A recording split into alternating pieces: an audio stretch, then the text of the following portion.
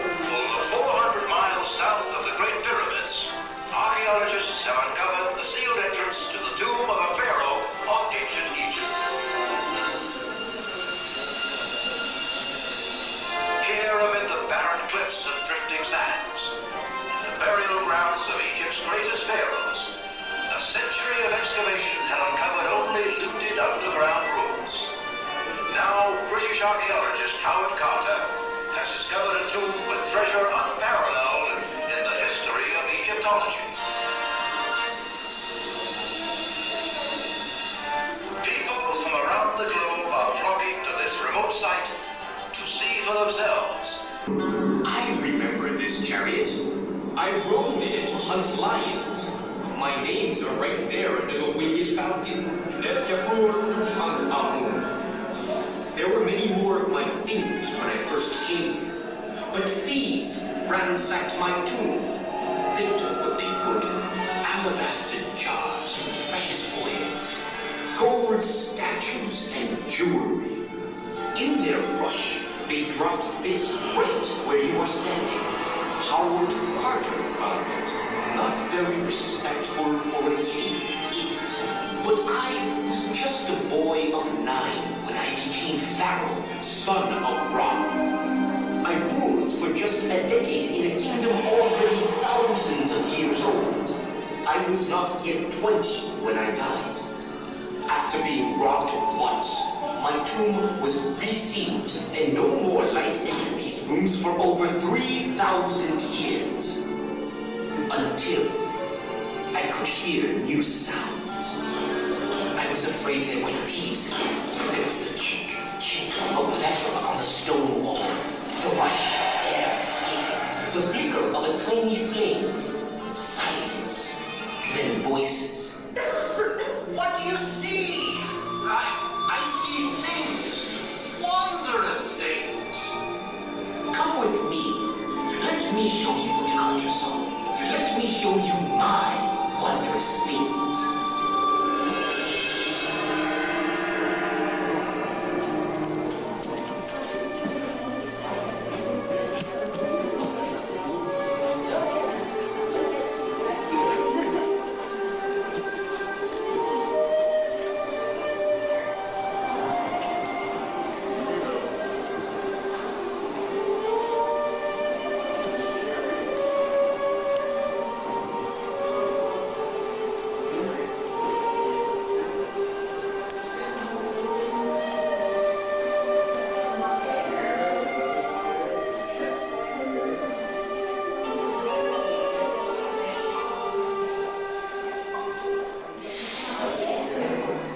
The air is still scented with the aromas of precious oils, perfumes, and spices left as gifts to me before the tomb was sealed, has cast monstrous shadows of my sacred possessions.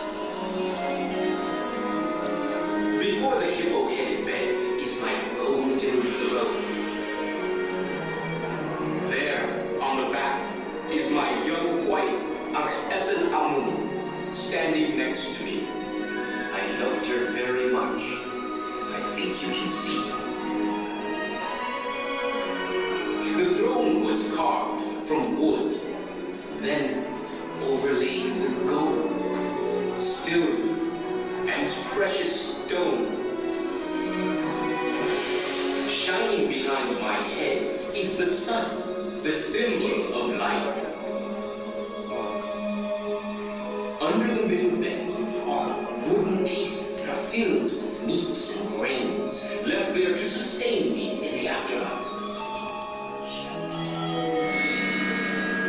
And there, in the corner behind you, is one of my royal chariots. It too is covered with gold leaf and carved with images of a falcon's wings. It was disassembled to come through the narrow corridor and was one of the last objects to be left here. The most sealed passageway of my tomb.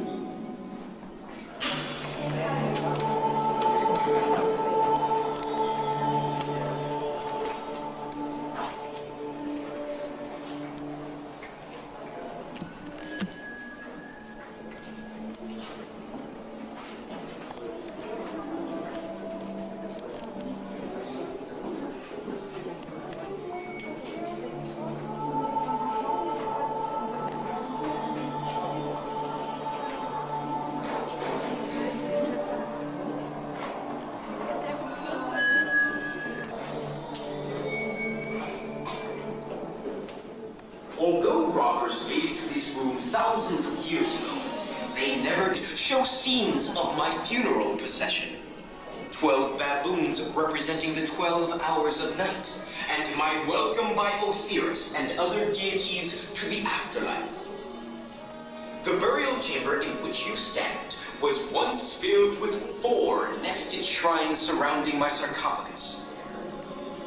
In order to reach what Carter hoped would be inside, he had lay within, each more magnificent than the last.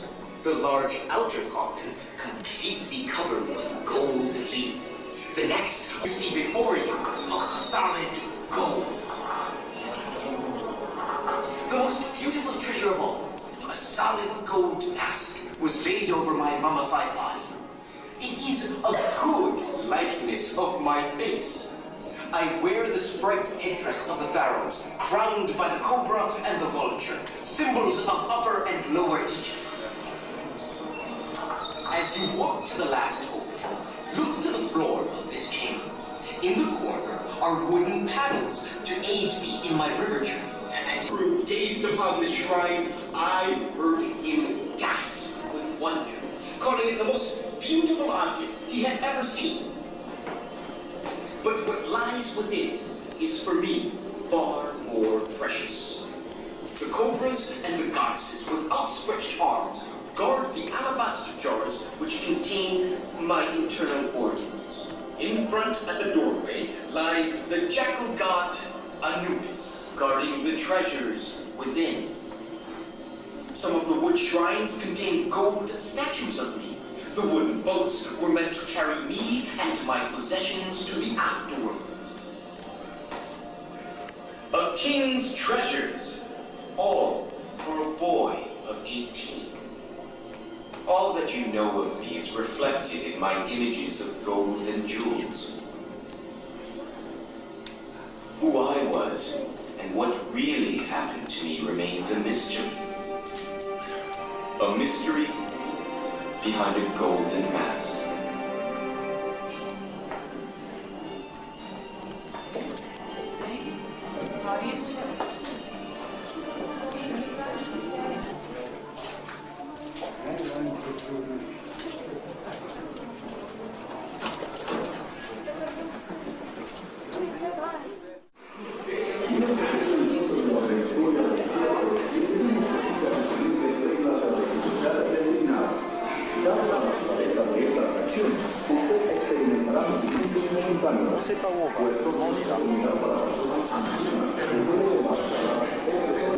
It is a vehicle like none other.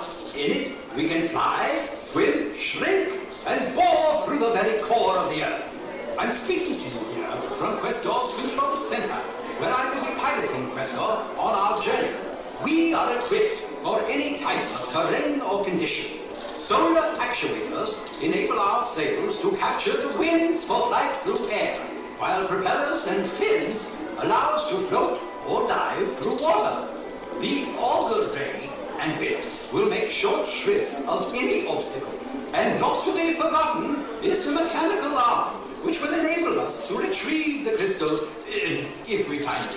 Now, we haven't any time to lose, so please, follow the instructions of my assistant, who'll take you to your seats in the Energizer compartment. And I'll see you in a moment.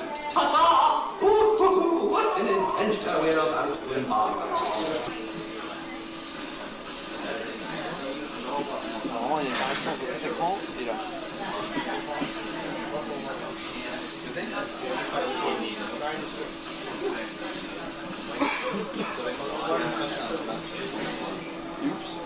Let me see now. Good. Here we go. In my search for the crystal, I've dug a number of tunnels through the earth. We'll head toward the... Oh, I'm sorry. You can't see a thing, can you? Let me change that. We'll head toward the last place where I saw the crystal. My map tells me we should be going this way. Right about here. Yes, this is it. Our familiar territory. Now I think there's a turn to the right here somewhere. Yes, this is it. Oh, no! I've made a wrong turn. Oh, heat shields! Heat shields! We're going to melt if we don't... Maneuver, sorry about that. Sorry, other beam engaged the it's the Amethyst Mountains. Engage other beam and quit.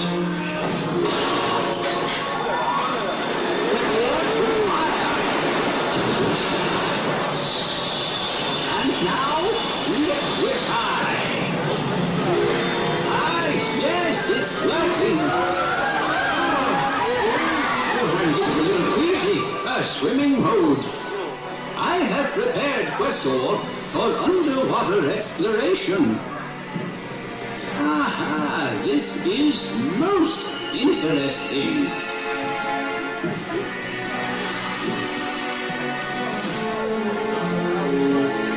We must get back to the mines of Nagoria. Prepare for surfacing. And up we go! It was only the sun, and I think we've lost something there. No matter. I'll have this working in no time.